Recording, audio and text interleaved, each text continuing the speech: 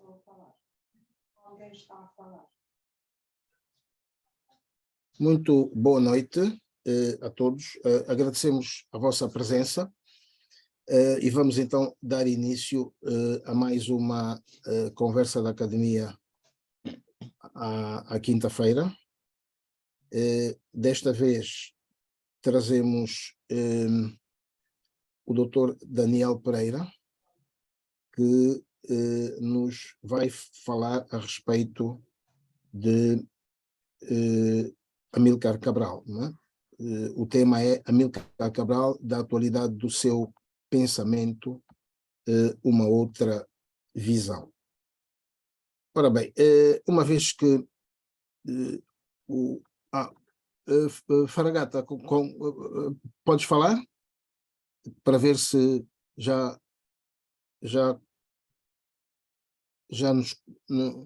te conseguimos ouvir?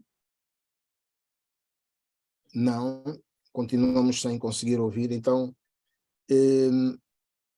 bom, então eu começo mesmo por apresentar o nosso moderador. Pode ser que ele consiga resolver como na semana passada conseguiu.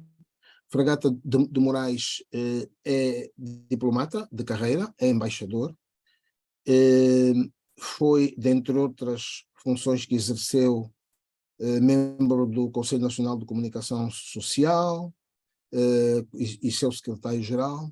Já dirigiu a União dos Escritores Angolanos enquanto escritor, foi vice-ministro da Cultura e é membro fundador da Academia Angolana de Letras. Portanto, o nosso moderador desta primeira quinzena de fevereiro é de profissão jornalista, ator, cineasta, também, além de ter feito carreira diplomática. É autor de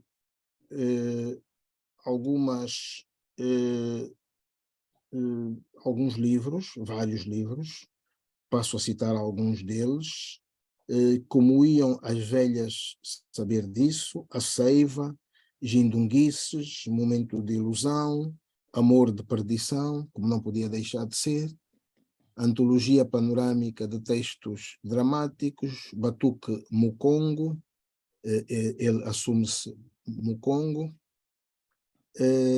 Histórias para Bem Ouvir, A Dança da Chuva, mais recentemente Os Ventos do Sul e Contos de Samuel Astro.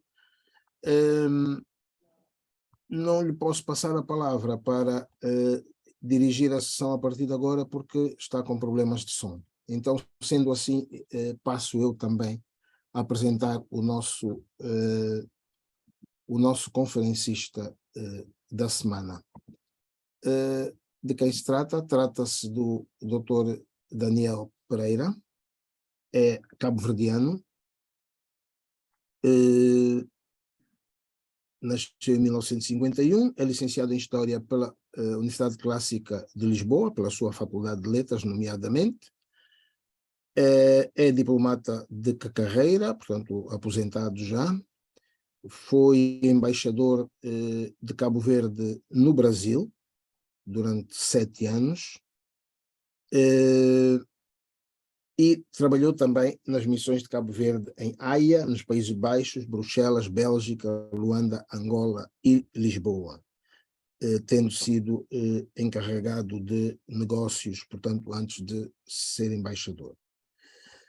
Foi conselheiro cultural do presidente de Cabo Verde, Aristides Pereira, é membro fundador da Associação dos Escritores Cabo-Verdianos e também membro fundador da Associação dos Diplomatas Cabo-Verdianos, de que foi o seu primeiro presidente. Fundador da Cátedra de História de Cabo Verde, na antiga Escola de Formação de Professores do Ensino Secundário, hoje Universidade de Cabo Verde. Cidadão honorário de Brasília, do Rio de Janeiro e da Cidade Velha, esta última em Cabo Verde, não é? Na praia. Depois, agraciado com medalhas, com a Gran Cruz da Ordem do Rio Branco do Brasil, foi prémio ensaio, é autor de 10 livros de História de Cabo Verde, e trabalhou na segunda edição do primeiro clássico da historiografia cabo-verdiana, Subsídios para a História de Cabo Verde e Guiné, com 4 volumes. Eu passo então a palavra ao Dr. Daniel Antônio Pereira para, em até meia hora, nos apresentar a sua conferência e depois passaremos, portanto, à interação do conferencista com os demais presentes. Dr. Antônio Pereira, por favor, a palavra é sua. Muito obrigado. Então vamos dar início a esta pequena conferência, começando por dizer que no quadro dos 50 anos do assassinato de Amílcar Cabral, entendeu a Academia Angolana de Letras associar-se a esta efeméride e o seu presidente, Dr. Paulo Carvalho, teve a amabilidade de nos convidar para, nesta oportunidade, intervirmos na conferência sobre Amílcar Cabral, promovida por esta prestigiada instituição académica angolana. Tendo respondido positivamente ao chamado desta Academia, pese embora alguma ponderação inicial, considerando o tempo que mediava entre a formulação do convite e a realização do evento, acabamos, no entanto, por assumir pessoalmente a nossa participação neste fórum, não só como um dever de consciência, mas sobretudo imbuído de crença firme e funda convicção que as ideias de Cabral e as suas reflexões são ainda atuais, em muitos dos seus contornos, e precisam ser mais bem conhecidas e divulgadas. Isso, apesar de terem sido produzidas no contexto de uma guerra de libertação nacional. Bem entendido, a nossa abordagem será feita na perspectiva de um cabo-verdiano, considerada essencialmente a realidade do meu país, que é Cabo Verde. O que não quer dizer que dela não se possam tirar outras ilações, considerando a realidade diversa no contexto do continente africano. Nessa perspectiva, portanto, tenho por mim que houvesse mais vontade e determinação da classe política cabo-verdiana. Certamente que muitos dos instrumentos do pensamento de Amílcar Cabral, de uma clamorosa atualidade, poderiam nos servir de bússola para o futuro, como, por exemplo, o princípio de pensar com a nossa própria cabeça, fazendo escolhas em função da realidade envolvente e não repetindo mimeticamente, como vem acontecendo entre nós, o que outros vão escrevendo ou dizendo em contextos e situações completamente diversas e diferentes em sua essência, como se fossem de aplicação universal e de resultados antecipados, normalmente positivos, como nos dizem. Assim, neste contexto, subordinamos a nossa comunicação ao título Amílcar Cabral, da atualidade do seu pensamento, uma outra opinião, que aqui reproduzimos. Sem embargo, a minha intervenção retoma o fio condutor de reflexões explanadas em 2 outros textos meus, elaborados respectivamente em 1990 e 2004, intitulados Charles de Gaulle e Amílcar Cabral, Paralelismos Possíveis, e Refletir para Avançar, ambos publicados, aquele em França e este em Cabo Verde. 2 momentos que, no primeiro caso, se trata do homem e da sua obra, e num segundo tempo se procura extrair os ensinamentos e a sua aplicação em termos odiernos.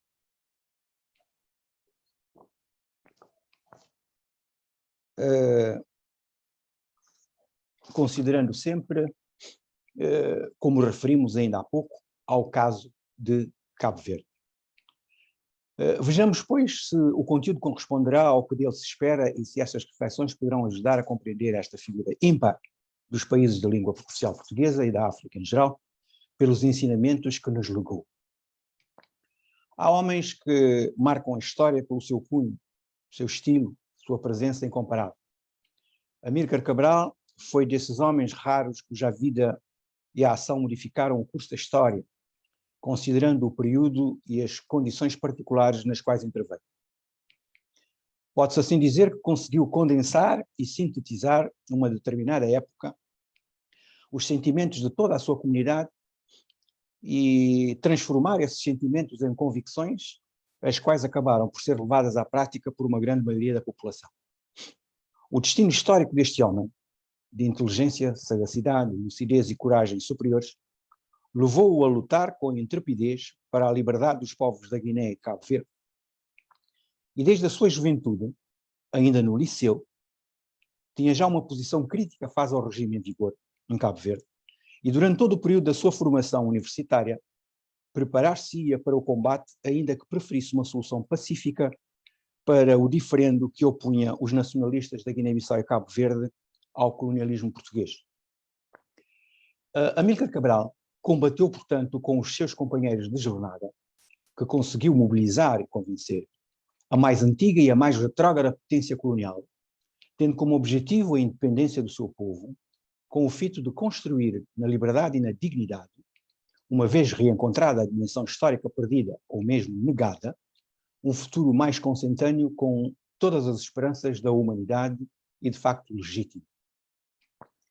Patriota e nacionalista convicto, a ligação à sua pátria e esse sentimento-chave impediram-no de aceitar a situação de degradação dos povos, porque lutava, de desprezo da sua história e da sua cultura. Essa recusa de submissão fez lutar e vencer todas as adversidades. E porque estava firmemente convencido da justiça da sua causa, conseguiu comunicar a muitos uma dinâmica de coragem, uma atitude de vencedores, certo de estar ao lado da justiça. Batia-se por uma causa justa e merecia o direito à vitória. E nessa ótica, avançou. Amílcar Cabral preparou as populações para a batalha inevitável contra o colonialismo português. Despertou nas consciências a memória de séculos de servidão e, colocando os objetivos supremos da luta acima de tudo, bateu-se pela independência da Guiné e de Cabo Verde. Conservando sempre no espírito a ideia de um desenvolvimento harmonioso da terra e dos homens e de um progresso completo, tudo possível graças à independência, já em 1961, num discurso pronunciado no Cairo por ocasião da terceira Conferência dos Países Africanos, Cabral postulava, cito, a luta pela independência nacional é o nosso objetivo principal, mas não nos podemos esquecer que a independência é apenas um meio necessário para a edificação do progresso das nossas nações. Através da luta de libertação, devemos fazer face ao problema do futuro dos nossos povos, ao seu desenvolvimento económico, social e cultural, na via do progresso. Fim de citação. Também baseado no direito à construção da sua própria história e um destino comum, Amílcar Cabral fundou a sua estratégia de libertação nacional não somente na coesão do seu próprio grupo, mas igualmente sobre a ideia do primado da cultura. A luta armada de libertação nacional apresentava-se e vivia-se não como um dever nacional e um facto cultural, mas também como um fator de cultura. É ele quem afirmava em 1966, quando participava na Conferência Tricontinental de Havana, o seguinte, cito, a base da libertação nacional, quaisquer que sejam as fórmulas adotadas a nível jurídico internacional, reside no direito inalienável de cada povo ter a sua própria história. Fim de citação. O patriotismo e o nacionalismo de Amílcar Cabral manifestaram-se sobretudo de uma forma que consideramos fundamental e crucial. A não hipoteca ou alienação de princípios, particularmente no que diz respeito à manutenção de uma independência de pensamento e ação. Os apoios e ajudas eram aceitos sem que eles pudessem ser acompanhados de condições políticas incompatíveis com os princípios já expressos. Para poder concretizar tais princípios no domínio político, era necessário orientar-se por outras soluções. Como diplomata fino que ele era, esta personagem conseguiu, através da condução da política externa, diversificar os seus contactos e alianças de maneira a gerir a sua autonomia e independência face aos aliados naturais e tradicionais, procurando ser coerente e perseverante no respeitante aos seus nobres interesses políticos. No fim de contas, pode-se dizer que Cabral batia-se pela dignidade da pessoa humana, já que a libertação só é possível em condições que se conformam à vontade e à dignidade de um povo. Sem dúvida alguma também, Amílcar Cabral era um homem de Estado, de grande envergadura e um estratega político de ampla visão prospectiva. O primeiro presidente da República do Senegal, Léopold Senghor, definia Cabral como, cito, um dos melhores homens de Estado africano pela sua cultura, pela sua inteligência, coragem e sentido de humanidade. Fim de citação. Como pensador político profundo e original, Amílcar Cabral, na sua estratégia que tinha em conta o futuro, soube definir bem o inimigo. Cito: o sistema colonial português e os seus representantes locais. Um inimigo que nunca devia ser identificado nem com o povo português, nem com as forças progressistas de Portugal. Fim de citação. Como antifascista, Cabral considerava o governo colonial fascista de Portugal como um obstáculo maior ao diálogo e à resolução pacífica do diferendo que opunham os nacionalistas e independentistas africanos e o governo português. Esta situação engendrou sofrimentos inúteis e perdas de vida dos dois lados, comprometendo ao mesmo tempo o futuro e destruindo o passado, de modo que o regime salazarista, deformando e manipulando valores históricos e culturais portugueses, serviu-se deles como fundamento ideológico da guerra e do sistema colonial. Aliás, Amílcar Cabral estabelecia uma relação estreita entre o fim do fascismo em Portugal e o fim da guerra colonial.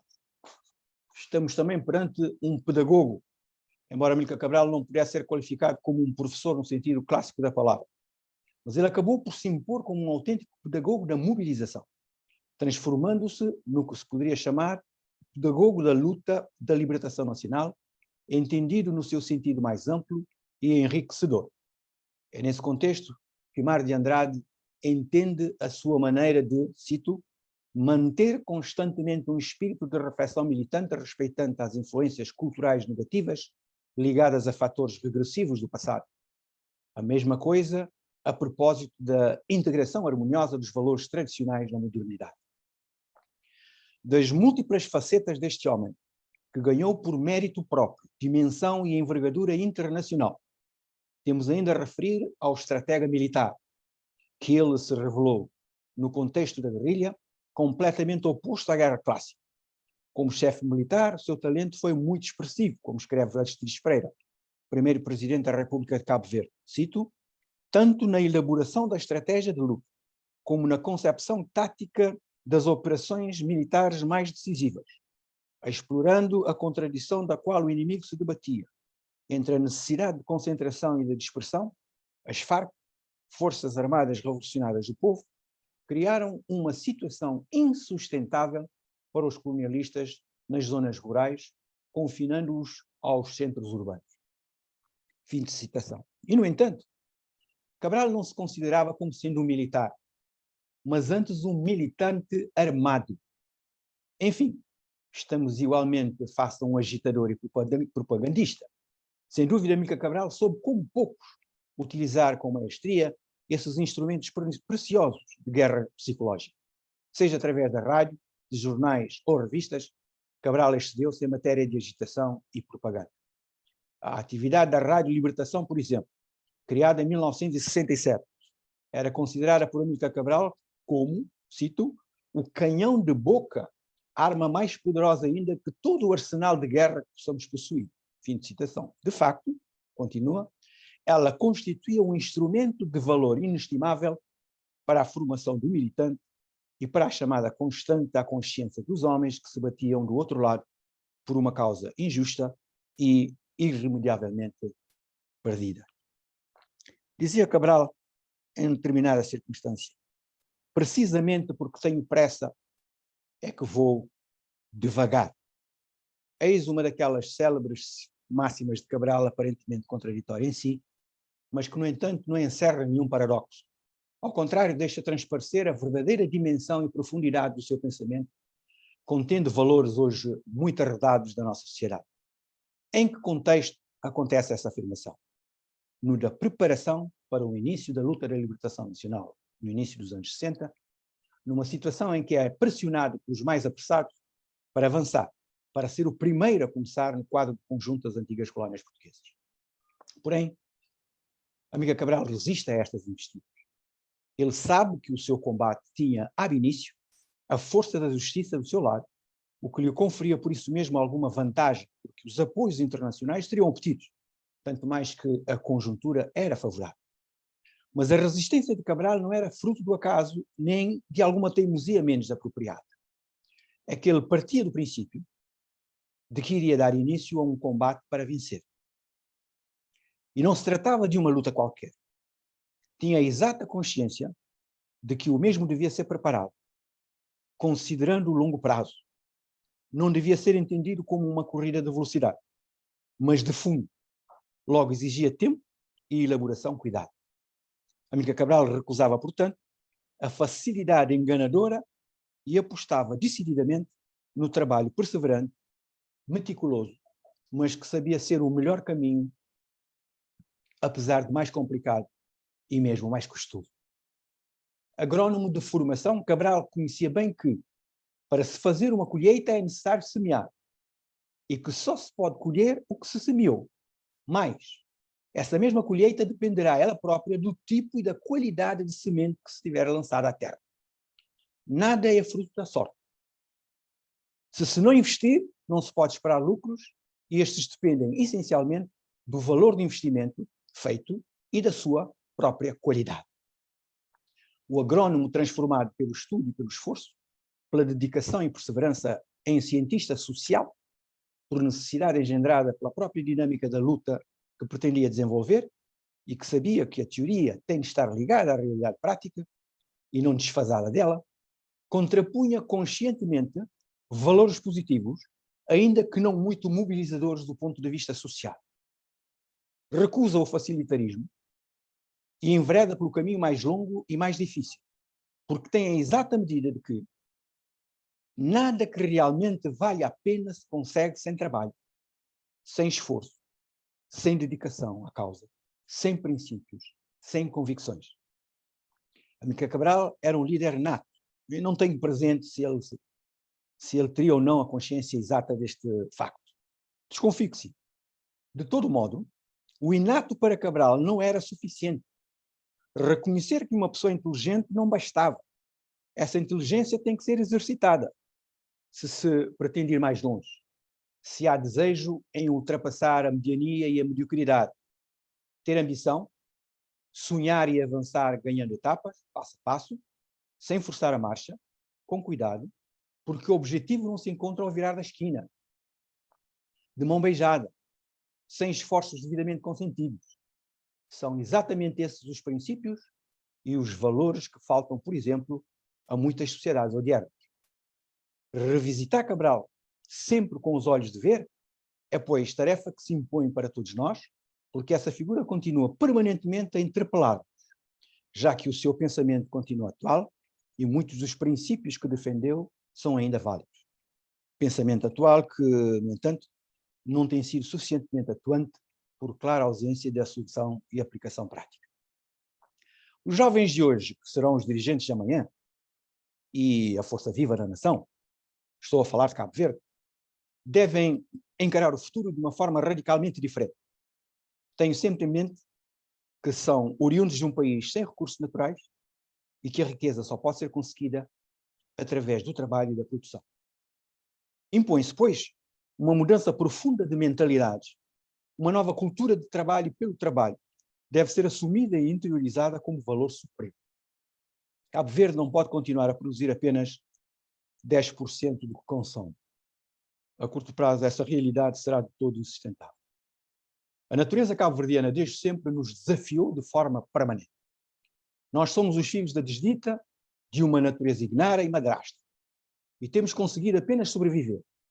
Imaginemos, face à realidade do nosso cotidiano, o esforço dos nossos antepassados para termos chegado até aqui, remando constantemente contra a maré forte de dificuldades que pareciam intransponíveis, mas que conseguimos superar. Bebamos no exemplo desses homens de têmpera do nosso passado ignar. É mistério ultrapassar a fase da sobrevivência que já vai demasiado longa. Temos de nos preparar para outro tipo de embate armados de conhecimentos mais sólidos e próprios, que só o esforço, dedicação e perseverança constroem. Conseguir o desenvolvimento, o bem-estar que legitimamente reclamamos, não será resultado do capricho, mas do trabalho de todos nós, da sociedade inteira. E como estamos no meio cristão, diria que Deus só ajuda aqueles que se propõem a ajudar a si próprios. Não é outro sentido da frase, põe a mão que eu te ajudarei. Aqui fica enaltecido o valor do trabalho para atingir um propósito, um fim. Recusar soluções imediatistas, que só na aparência resolvem problemas. Um animal morto e em putrefação não passa disso mesmo. Nenhum spray anestesiante lhe retira o mau cheiro e nem o perigo que constitui para a saúde pública. Mudança de mentalidade que deve passar pela recusa do parecer sem ser e do ter sem merecer, que agora se pretendem arvorar em altos valores da sociedade, mas que efetivamente constitui o caminho mais curto para a desgraça. Porque sem substância ou consistência. Logo, sem constituírem nenhuma bússola.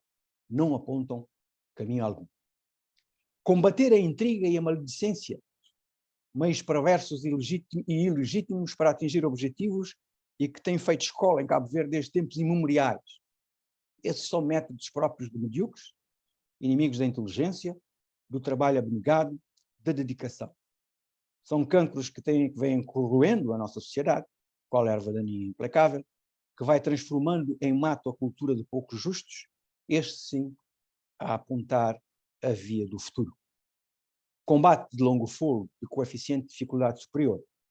Poucos se dão ao cuidado de extirpar esse mal pela raiz, porque muitos vivem, entre aspas, nos seus nefastos efeitos.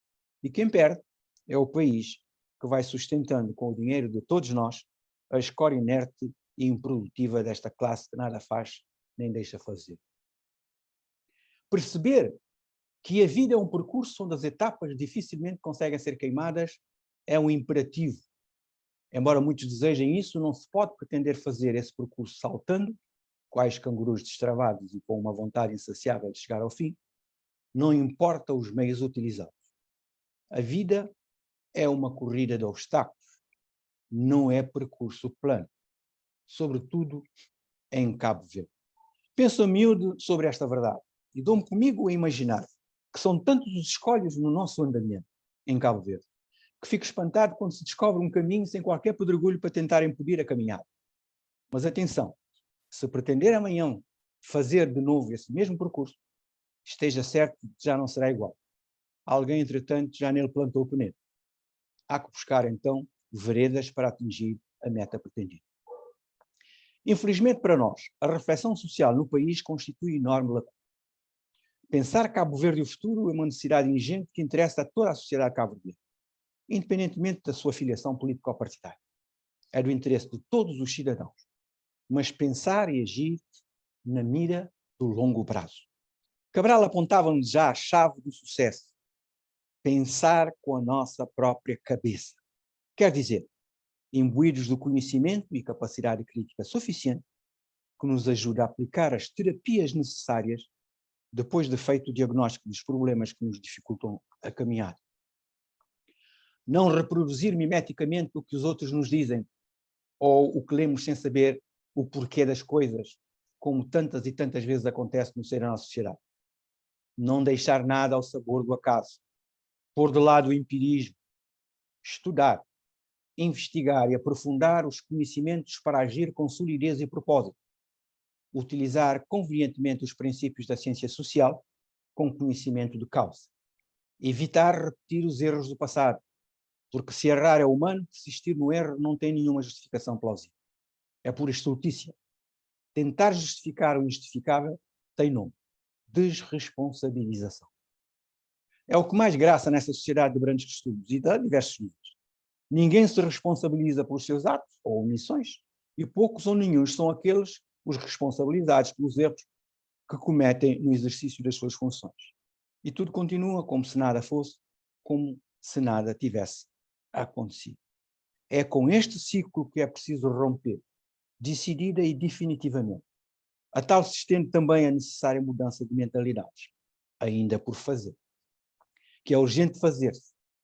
É esse o homem novo, de que falava reiteradas vezes Cabral, um desiderato que infelizmente falta cumprir gritantemente. E o tempo começa a escassear. A mensagem de Cabral é, para mim, obviamente devia ser para a maioria, clara: independência de pensamento e ação e preparação adequada para, devidamente, enfrentarmos e vencermos os desafios do presente a caminho da construção do futuro. Muito obrigado pela vossa paciência e atenção.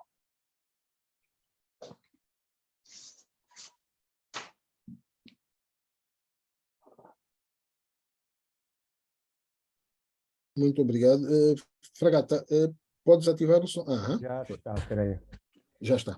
Muito boa noite a todos. Quero pedir desculpa por só agora conseguir entrar através do computador que não é o meu, porque o meu estava com problemas do som. Então não consegui ouvir toda a intervenção do Daniel Pereira, a quem eu aproveito para saudar, uma vez que já conheço bem a sua terra, conheci todos os seus dirigentes até o atual presidente, portanto sinto-me um pouco em casa quando falo ou penso Cabo Verde. Eu não sei se deveria ler agora ou não, posteriormente, a biografia do... Não, já foi. já foi lida. Já apresentei, sim. Ok, pronto, queria agradecer então. Como eu disse, cheguei um pouco já no fim da intervenção, mas ainda vi que ele referiu-se à criação da inevitabilidade da luta armada, não é? Embora ele, Cabral, não se considerasse um militar, mas sim um mestre na agitação e propaganda, que eu creio que ficará imortalizada na sua frase canhão de boca, que ele utilizava com muita propriedade. Também teve uma outra frase que mostrava aos seus colegas que não devia haver pressa, que era devagar que estou com pressa. Ele sabia que o início da luta armada era uma luta que seria inevitavelmente para vencer, mas todavia a longo prazo. Não subestimava o inimigo, sabia contra quem estava a lutar e o trabalho que seria necessário para que essa luta desse os seus frutos com a independência da Guiné de Cabo Verde, neste caso de Cabo Verde. Portanto, ele sabia que para se colher, como agrónomo que era, teria que se lançar a semente para que a colheita fosse depois feita. Assim referiu o nosso palestrante, o Daniel António Pereira, né? E também Cabral terá referido que conseguir o desenvolvimento é um trabalho de toda a vida, é um trabalho de todos e que exige mudanças de mentalidade. A reflexão social é do interesse de toda a gente, de todos os cidadãos, e é necessário que se repense com as cabeças próprias, como ele ensinava a pensar com as nossas próprias cabeças. Portanto, mais uma vez eu peço desculpa, sobretudo ao Daniel Pereira, por ter entrado já no fim da sua intervenção e ter que resumir desta maneira a sua brilhante palestra, tudo aquilo que disse, até porque Cabral é tema de conversa para dias, semanas, meses, não é? Uma pessoa e a sua obra e aquilo que ele foi e representou para a luta, que se consegue numa hora de intervenção e de intervenções. Portanto, muito obrigado e devolvo a palavra ao nosso presidente para que dê então continuidade a esta reunião. Não vejo aqui solicitação de intervenções, pelo menos que aparentes. Sugiro que qualquer que queira intervir levante a mão para que então lhe possa ser dada a palavra. Muito obrigado.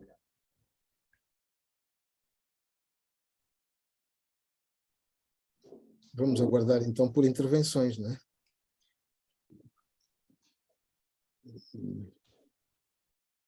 Engraçado é que até agora... Alguém a falar? Sim, mas não. Há aqui um pedido de intervenção, acho que é o João Trindade, mas tem que iniciar o vídeo.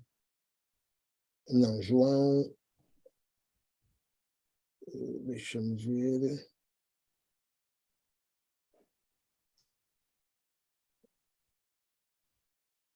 João Mamadou. É, João Alegre Mamadou. Não, João Alage, se me Alage. permite. Alag, pois, é o Zé, é vista. João Alage Mamadou Fadia é o nome da Guiné-Bissau. Sim, senhor. Faz favor.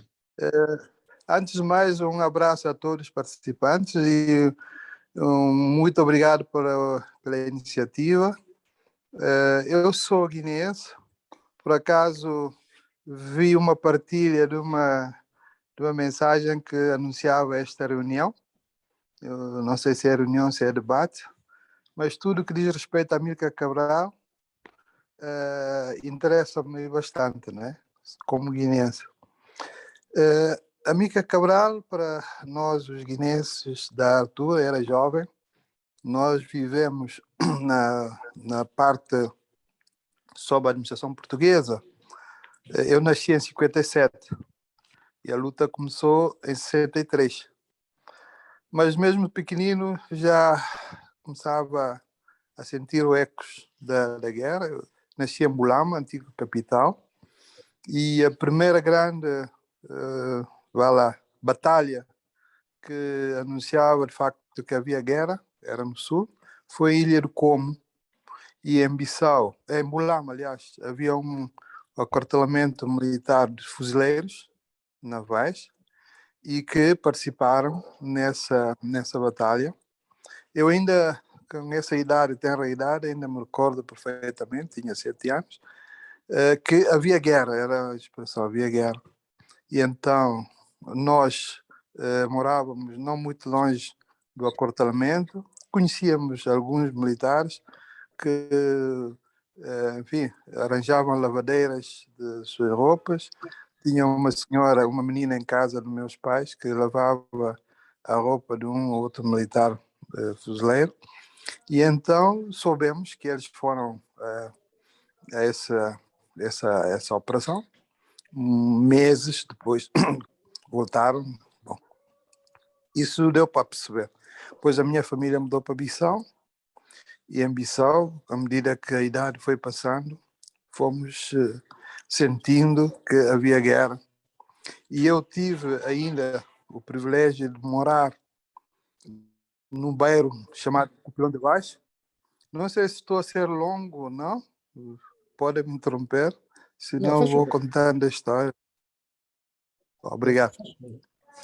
E Mais uns minutinhos. eu morava no bairro Cupilão de Baixo, que era considerado o ninho dos terroristas, né? Assim é que se consideravam os combatentes. E aí havia, de facto, muitos militantes do PAGC.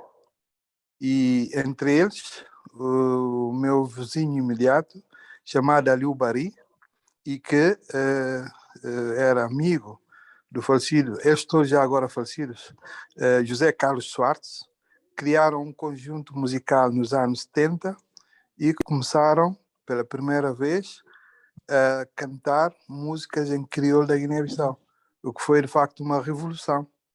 E, associado a isso, eram músicas de teor político, né? Com mensagens políticas. Isto para alinhar um pouco, não, alinhar completamente com o que disseram, que Cabral afirmava que o canhão da boca, né? Quando a propaganda. Né? Esse nascimento desse conjunto possibilitou a mobilização de muitos jovens que partiam desse bairro e outros bairros para a luta. Eu sou um dos candidatos a essa aventura nacionalista, que acabei por concretizar, mas só em 74, quando se deu os primeiros sinais da Revolução de Abril, em Portugal, a Revolução dos Cravos. E fui para o mato, vivi no mato 15 meses, e sei o que é, encontrei a força, né, da mobilização de Cabral aos combatentes. Porque, digo-vos, passávamos um dia, 2 dias, 3 dias sem ter que comer, né? Não havia nada para comer. Precisa ser a caça, por exemplo, quando se conseguia alguma coisa. Consumia-se folhas, alguns tubérculos que chamamos inhame. Alimentava-se muito de coconut, né? Coconut de palmeira. Tudo isso não desmobilizava ninguém. As pessoas estavam lá com convicção de que estavam a lutar para a independência e para o bem-estar do povo de guinense, que devia se ver livre da dominação colonial. Portanto, eu vivi essa época e já conto com 66 anos. Fui militar na altura, mas desmobilizei-me logo em 75. Porque depois de voltar para Bissau, não gostei da postura dirigente que estava a governar. Estávamos a voltar do mato. Vi algumas coisas nada agradáveis. Vi caminhões carregados com pessoas que consideraram inimigos. Passaram pelo quartel onde eu estava, em Quebo. Tudo isso. Não gostei. Não era essa a convicção que eu tinha e não penso que não rimava com aquilo, com a mensagem, com a palavra de ordem da Mica Cabral. Mas isto é uma parte da história, é própria, tem que ser julgado no seu tempo, no seu espaço. E hoje, falar de Cabral é de facto o render de homenagem, que não deve parar nunca, deve continuar sempre. Escrevi um livro, por acaso, se me permitirem, terei o prazer de mostrar só a capa.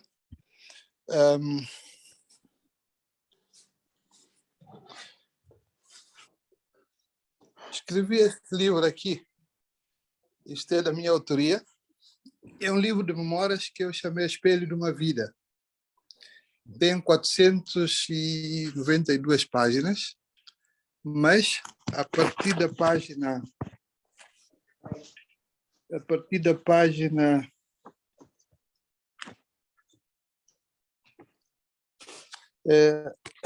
vou mostrar, vou me virar. A partir da página 359, dediquei um capítulo que eu chamei Guiné-Bissau, terra que nos junta, ou seja, a nossa terra. Não sei se estão a ver. E nesse capítulo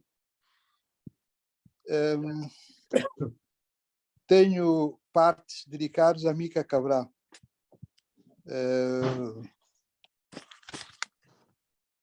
Tenho partes dedicadas a Mica Cabral. Fui ver alguns artigos, além daquilo que eu sabia. Está aqui. A Mica Cabral, não sei se me conseguem ver. Conseguem ver? Sim. Ok. Portanto, esta parte tem fotografias e tudo, dedicada a Mica Cabral. Por dizer que, de facto, é nosso líder, é nosso guia, foi obreiro da independência da Guiné e de Cabo Verde. Penso que é o único líder que conseguiu, de facto, mobilizar dois povos para lutarem por uma causa comum. Infelizmente, como disse, pois as coisas não correram como ele tinha sonhado e tinha mostrado o caminho como devia ser. Eu exerci funções de ministro das Finanças na Guiné. Em 2017, visitei Conakry. Eu passei pela Guiné-Conakry, mas lá na zona sul, onde é a zona da guerra, lá para Boquês e Fulamori. Mas pela primeira vez fui a Conakry em 2017. Fui visitar a sede do partido, né? E aí é que funciona a Embaixada da Guiné-Bissau. Tem lá no chão uma estrela a assinalar o local onde a Mica Cabral foi assassinado, foi abatido. Vi que o espaço que tinha sido aliás, concedida à Guiné-Bissau até agora, né, pelo presidente Sékou Touré, estava num estado de meio abandono, né, os muros a caírem, a casa da Mica Cabral completamente degradado, né? Eu e o mais embaixador que ainda se encontra na Guiné-Conakry, chamado Ernesto Muntaga Diallo, combinamos e autorizei um fundo que ele utilizou e restaurou todas as 3 casas que fazem parte do Biro. Era a casa, a residência do camarada Mica Cabral, a casa que eles chamavam secretariado, onde funcionou e onde trabalhava o falecido camarada Vasco Cabral, José Araújo, né? E a outra casa onde habitava o camarada Aristides Pereira, também falecido. Portanto, foi restaurado. E em Bissau, com o atual chefe de Estado-Maior das Forças Armadas, Biaga Nantan, nós conseguimos criar um museu dentro do quartel da Moura, onde conseguimos restaurar a viatura Volkswagen da Mica Cabral e também, enfim, a cabine da rádio, que era o canhão da boca do povo, e mais foram instalados as armas, né, um exemplar das armas principais que foram utilizadas durante a guerra. Portanto, isso, com toda a modéstia, digo que fiz. Discretamente hoje digo isso porque quando se fala em Mica Cabral emociona muito, porque de facto é um homem especial.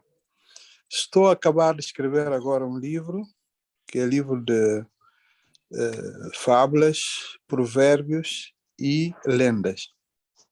Mas é um voltar ao passado. Como disse, tenho 66 anos. Quando tinha meus 5, 6, 7 anos, a nossa mãe reunia-nos à volta dela para contar histórias, assim que a gente diz, né? E então tentei lembrar-me de algumas e consegui, pelo menos, trazer no livro uma dezena.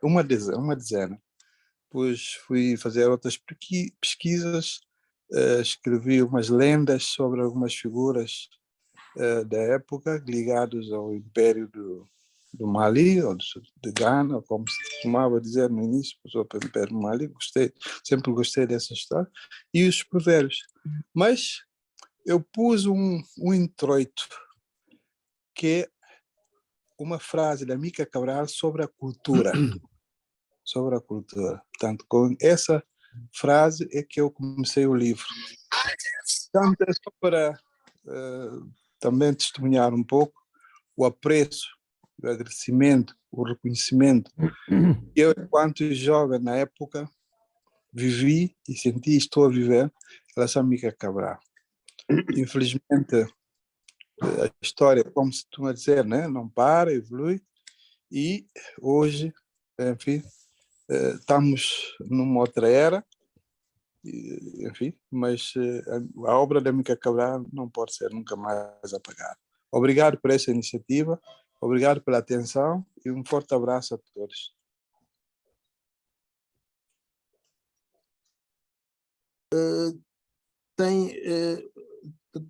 Temos mais 2 inscrições. Muito obrigado por este depoimento, um bocadinho longo, mas pronto, tudo bem. Não sabemos o nome, gostaria que se identificasse, por favor. Está aqui a marca do telemóvel Samsung. João Rosário. João Rosário, por favor. Muito bem. Primeiro de tudo, parabéns pela iniciativa. Obrigado. Eu vou ser breve. Eu tenho aqui uma pergunta bastante endereçada ao Sr. Embaixador Daniel Pereira, que conheço e há muitos anos não nos vemos.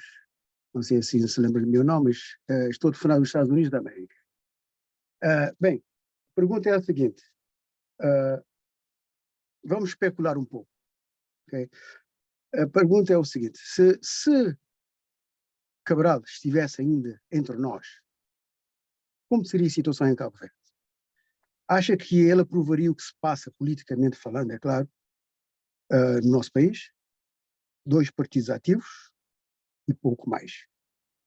Modestamente, penso que Cabo Verde beneficiaria com mais participação política. Quase meio século de independência, é claro que houve muita coisa, mudou, muita coisa boa em Cabo Verde, que aconteceu em Cabo Verde e continua a acontecer, mas também, é claro, levando em linha de conta as nossas limitações, já sabemos que é um país sem recursos naturais, etc. Mas penso que há coisas que deveriam ser prioridade. Por exemplo, como é que se justifica que depois desses anos todos, e levando em linha de conta, claro, as nossas limitações, como já disse, como é que se justifica que ainda há muita gente a viver em situações miseráveis, barracas, e sem meios adequados, enfim. Eu sei que é um assunto difícil, mas vamos pegar um pouco. Se Cabral tivesse entre nós, acha que ele aprovaria esse tipo de coisas? As coisas seriam diferentes? O que é que acha, senhor embaixador? Eu não sou muito de especular. Muito obrigado. Peço desculpa, é melhor ouvirmos mais uma ou duas intervenções e depois... Está bem, com certeza. Pois. Muito obrigado. Temos também inscrito o nosso habitué João Trindade, por favor. Boa noite, professor Paulo de Carvalho, saudações extensivas ao nosso conferencista. Pelo que se pode concluir da intervenção feita na semana passada por um outro acadêmico e hoje pelo nosso conferencista, pode-se dizer que Amílcar Cabral é uma figura incontornável na história desses 2 países, Guiné-Bissau e Cabo Verde, sendo aceito tanto num como no outro. Mas parece-me que, e porque sou historiador, algumas fontes convergem na ideia segundo a qual a genuinidade terá sido uma questão fundamental ou central no desfecho trágico que teve Amílcar Cabral. Neste sentido, eu gostaria de saber que debate é feito hoje, atualmente em Cabo Verde, em torno da nacionalidade. Também gostaria que falasse um pouco sobre as motivações que estiveram na origem da alteração da denominação do partido de PAIGC para PAICV, feita em Cabo Verde. Estando a estudar literatura, eu também gostaria que se fizesse uma abordagem sobre o poeta que foi Amílcar Cabral, dada a dimensão cultural, mas parece que esta é uma questão que provavelmente não vai ser aflorada neste dia, ou seja, ainda hoje. Eu fico por aqui. Muito obrigado. Temos mais uma inscrição. Bom, eu também estou inscrito, mas eu fico para a segunda leva. Então, Domingos Moraes, o último dos inscritos de agora, para depois passarmos a palavra ao nosso moderador. Me faça o favor. Ok, muito boa noite. A princípio, eu não tenho nenhuma questão, né? Eu sempre tive curiosidade em saber mais sobre Amílcar Cabral. Eu sou angolano, sou de Malange, eu estudei na escola Amílcar Cabral. Então, todos os dias 20 de janeiro, tínhamos sempre atividade lá na escola. Então, a partir daquelas datas, fui sempre me interessando por Amílcar Cabral. Depois fui para Cuba em 87, estudei com alguns colegas da Guiné-Bissau e de Cabo Verde. Fui sempre me interessando mais sobre Amílcar Cabral. Quando vi essas sessões da semana passada e a de hoje, Então, fiquei ainda muito mais interessado, por isso é que estou aqui, era só para agradecer a iniciativa e que estou a aprender muito. Muito obrigado. Era só isso. Obrigado. Muito obrigado. Fragata, então, podemos passar a palavra. Sim. Eu Podemos não passar a tenho- palavra ao não conferencista. não tenho som. Não.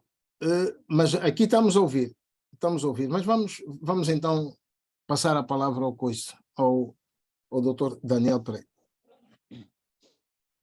Bom, dos interventores que nós tivemos o prazer de ouvir, portanto, há o senhor Rosário, não é? Que diz que me conhece, mas eu não me lembro. Há muitos anos que a gente já não se vê, já não me lembro da cara, não consigo colar a cara ao nome. De todo modo, se diz que me conhece é porque eu também o conheço, simplesmente a distância e o tempo sempre nos vai pregando algumas partidas. Mas ele levanta o problema de se Cabral fosse vivo, o que é que ele pensaria dos problemas que Cabo Verde hoje em dia enfrenta, sobretudo na área do fosso social que se verifica, né, da pobreza que graça em uma grande parte da sociedade cabo-verdiana. Eu dizia então que não sou muito de especular, mas o que Cabral pensaria sobre isso? Sendo ele o humanista que era e tendo defendido com tanto rigor, vontade e sentido de convicção, a luta dele era pela dignidade da pessoa humana, portanto, e tinha como fito final que o desenvolvimento dos nossos países, da nossa nação, fosse mais igualitária do que é, na verdade, neste momento, não é? Portanto, a sociedade não devia, o fosso não devia se alargar, o fosso deveria mais antes diminuir, o fosso da divisão entre os mais ricos e os mais pobres. Mas isto também tem muito a ver com o modelo económico que nós escolhemos, o modelo desenvolvimentista que nós escolhemos. E tem muito a ver também com o facto de nós, em Cabo Verde, sermos aí uns mestres em, de alguma forma, aplicar receitas dos outros numa realidade que não é a mesma da dos outros países que inventaram essas mesmas receitas, não é? Nós, muitas vezes, não conseguimos, aí está aquilo que tínhamos que estudar, devemos estudar a nossa sociedade, quais são os problemas da nossa sociedade, qual é a realidade do nosso país, que se confronta, no entanto, com um problema de fundo. Conhecemos nós a nossa história?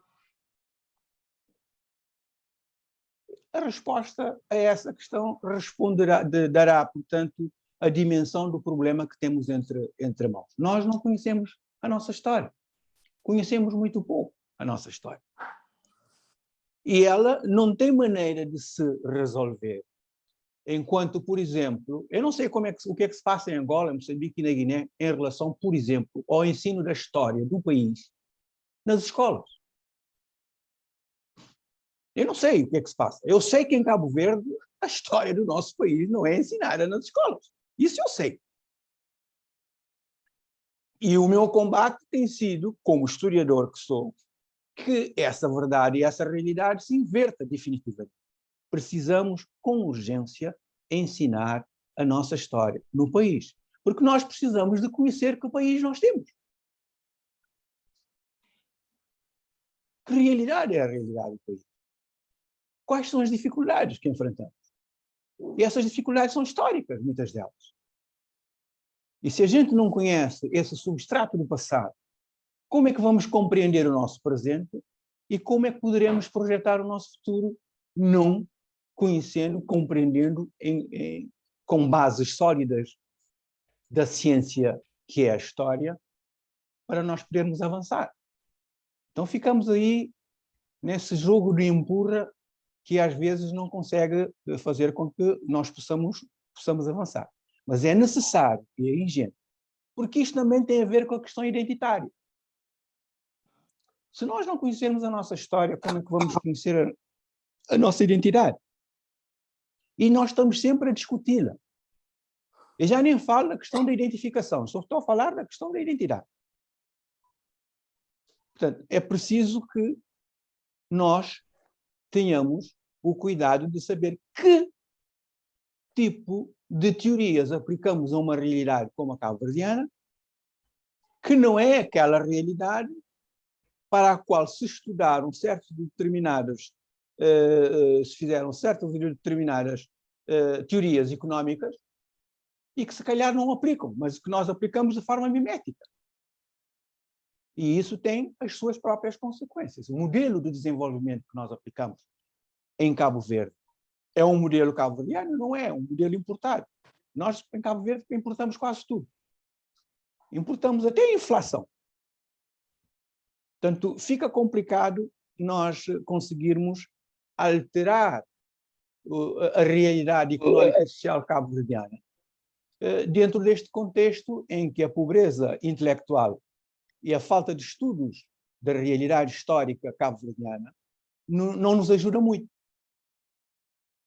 E então, vamos ver, mas agora, facto é facto que em Cabo Verde a sociedade está dividida e o fosso social em Cabo Verde é cada vez maior. Portanto, há cada vez mais pobres e cada vez mais ricos. E estamos a falar em Cabo Verde. Claro que a riqueza em Cabo Verde é sempre relativa, né? Mas a pobreza não é assim tão relativa. Porque o rico em Cabo Verde é mais... não sei como é dizer. Nós temos uma... Eu lembro de uma frase do falecido Félix Monteiro em relação à sociedade cabo-verdiana e à sua economia, quando falava... Isso também são ambiguidades, por um lado, e por outro lado, a complexidade da sociedade cabo-verdiana. Félix Monteiro dizia que Cabo Verde, nós em Cabo Verde somos brancos sem cor e ricos sem dinheiro. Não sei se o senhor Rosário já ouviu isso alguma vez, mas isso define bem a complexidade da sociedade cabo-verdiana, por um lado, mas também os paradoxos desta mesma sociedade, que tem a ver com outro problema, que é esse problema da identificação e da identidade. Mas pronto, Cabral, se fosse vivo, provavelmente agiria de forma diferente e talvez nós não fôssemos por esse caminho. Mas ninguém é imortal, ele morreu, infelizmente não conseguiu prosseguir o projeto que ele tinha em mente e então não foi assim, não podemos fazer nada em relação a essa questão. Mas em relação às diferenças sociais que existem em Cabo Verde, isso já está na mão dos políticos cabo-verdianos agir de maneira que essa situação não persista de maneira nenhuma. Diminuir o fosso e não fazê-lo aumentar como ele está a aumentar neste momento em Cabo Verde, com as consequências que isto está a ter no seio da nossa sociedade. Quanto ao senhor João Trindade, ele fala aí da questão da nacionalidade, Cabral, nacionalidade de Cabral, ser guineense, ser cabo-verdiano, e depois também da mudança da sigla. Isso teríamos que ir à história para tentar explicar um pouco isso. Cabral, por exemplo, quando assumiu a postura de fazer a luta da libertação nacional, juntando a Guiné e Cabo Verde, ele não fez mais do que seguir a própria história da Guiné e de Cabo Verde. António Carreira escreveu, aí nos anos 50, salvo erro, um artigo que foi publicado numa revista chamada a Revista do Ultramar, e esse artigo de António Carreira dizia que tinha como título A Guiné e Cabo Verde, a sua unidade histórica e populacional. Foi desse artigo, e a partir desse artigo, que saiu nos anos 50, que Cabral acabou por gizar toda a sua estratégia da luta de libertação nacional, juntando os nacionalistas da Guiné e Cabo Verde e pensando e imaginando a possibilidade, portanto, da unidade Guiné-Cabo Verde, que veio a morrer só com o golpe de Estado da Guiné-Bissau de 1980. E foi a partir deste momento em que as siglas se modificaram, PAIGC na Guiné-Bissau e PAICV em Cabo Verde. A questão da nacionalidade tem efetivamente Cabral nasceu em Bafatá, mas ele era filho de 2 cabo-verdianos, mãe e pai cabo-verdianos. E o pai dele era funcionário público na Guiné-Bissau e Cabral nasceu lá, nesta circunstância. Mas Cabral, grande parte da escolaridade dele foi obtida em Cabo Verde. Quase todo. Ele fez parte da escola primária e fez o liceu em Cabo Verde e só depois é que foi para a universidade. Portanto, talvez venham as dúvidas que vêm, de alguma maneira, vêm daí, não é? O facto de Cabral ter nascido na Guiné, mas ser filho de pais cabo-verdianos.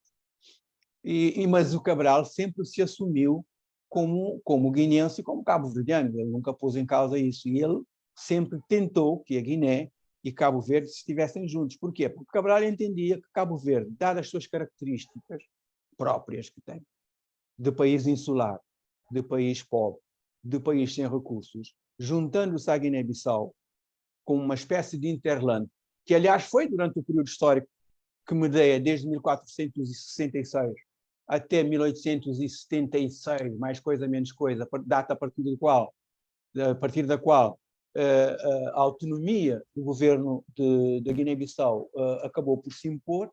Até aí, essa dependência era uma dependência estrita. Havia um cordão umbilical de onde se alimentava um e outro.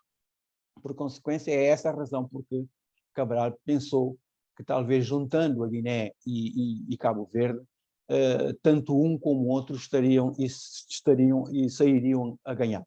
Infelizmente, o processo político da Guiné-Bissau não permitiu isso e acabou com a ruptura de 1980 e a divisão que então se fez. Portanto, em relação a essa matéria, é o que eu tenho a dizer. Quando o senhor Domingos Moraes, bom, ele não fez nenhuma questão, apenas se refere à sua curiosidade como angolano e o facto de ele ser angolano e ter estudado numa escola que tinha como nome Amílcar Cabral e, por consequência, a sua participação foi mais de curiosidade de aprender quem é esta personalidade que deu o nome à escola onde ele estudou. Muito obrigado ao historiador Daniel António Pereira. Não sei se teremos tempo para entrar numa segunda ronda de questionamento, de perguntas, por acaso sim. Alguém que queira fazer ainda uma intervenção. Se efetivamente houver esse tempo e houver esse desejo de alguém querer intervir, então vamos passar a palavra para que isso aconteça. Caso não, endereço então o encerramento, ou que seja considerado pelo nosso presidente Paulo de Carvalho, para eventualmente dar por encerrada a reunião, se assim aprouver. Muito obrigado. Não, eu estou inscrito ainda. Pois, perdão, esqueci-me desse detalhe. Não sei se mais alguém quer, para eu ficar para o fim. Bom, mas pronto, então eu vou intervir e se alguém quiser, entretanto. A minha questão é muito simples. Em relação, mas antes vou prestar um esclarecimento relacionado com o ensino da história nos nossos países. Eu acredito que a situação em Angola seja pior que a situação em Cabo Verde. Aqui não se ensina a história de Angola, infelizmente. O meu segundo filho, quando era jovem, adolescente, eu fui a um programa de televisão falar, acho que foi no aniversário da independência, não, acho que foi do início da luta armada de libertação, e eu disse-lhe que ia ao coisa e ele achou estranho, nunca tinha ouvido falar, era adolescente já. Disse, como é que nunca ouviste falar no 4 de fevereiro? Não, nem sei o que é isso e tal. Pronto, fiz uma série de perguntas, não sabia, de história não sabia absolutamente nada. E então levei-o e ele ficou maravilhado, porque, enfim, foi aprender alguma coisa, porque infelizmente os nossos currículos não incluem história de Angola, incluem elementos de história universal, mas pouco se fala de nós. Não apenas de história, mas também da idiosincrasia dos nossos povos, não se fala nisso. São programas importados a partir do Ocidente e, obviamente, que a nossa academia também provavelmente vai ter que intervir nessa direção, não é? Quanto... Bom, a nossa confreira Inocência Mata pergunta o que é história universal. O que se passa é que o que se ensina... Bom, eu referi história universal, mas de facto, peço desculpa,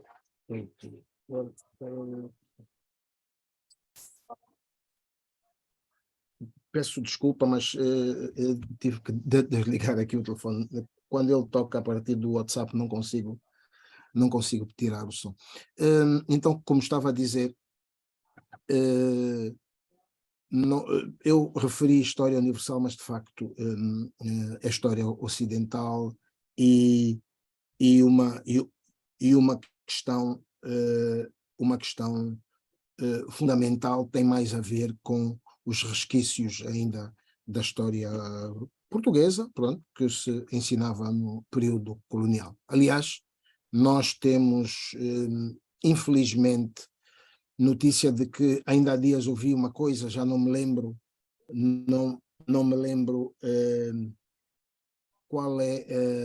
qual o nome, mas sei lá, havia um nome de uma rua, alguém disse que morava na rua tal, o nome é o nome português ainda, e nós estamos a caminho de 50 anos da independência. Bom, este é o esclarecimento. Agora a questão. Amílcar Cabral viveu algum tempo, alguns anos em Angola, trabalhou na Companhia de Açúcar de Angola, mais concretamente na Fazenda Tentativa em Cachito, aqui próximo de Luanda, e também na Sociedade Agrícola do Casquel. A sua estadia em Angola, a sua estadia em Angola deve ter provavelmente contribuído para o reafirmar da sua dimensão internacional. É sobre isso que eu gostaria que o Dr. Daniel Pereira falasse um pouco, sobre a dimensão internacional de Cabral. Muito obrigado. Bom, essa dimensão internacional de Cabral é conhecida. Eu costumo dizer que Cabral é o pai da diplomacia cabo-verdiana. Grande parte daquilo que nós aplicamos na diplomacia do nosso país durante a Primeira República e mesmo durante a Segunda República, agora começa-se a mudar certas e determinadas coisas, certos e determinados princípios. Não alinhamento, por exemplo, é uma coisa que já desapareceu, a solidariedade com os países coloniais ou que estão em vias de se tornarem independentes, e são coisas que hoje em dia já não se aplica tanto. Mas e essa dimensão é obtida sobretudo pela forma brilhante como Cabral conseguiu desenvolver a luta da libertação na Guiné-Bissau e os resultados que obteve e a forma como ele soube esgrimir a sua postura em relação aos apoiantes naturais e àqueles que de princípio não seriam os seus apoiantes, não é? A ligação que teve com a China, ou que teve com a antiga URSS, e também a ligação que teve com as forças ocidentais, mesmo com os Estados Unidos. Ele conseguiu, com a sua maestria diplomática, ter apoio de tudo e de todos, não é? O que era uma coisa até contra a natura. Reparem, por exemplo, que Portugal pertencia à NATO e, apesar disso, outros países da NATO acabaram por apoiar as lutas de libertação nacional, sobretudo a luta de libertação de Cabral na Guiné-Bissau. A forma como ele falava com as pessoas, as intervenções que fazia nos fóruns internacionais, a sua postura equidistante e a necessidade.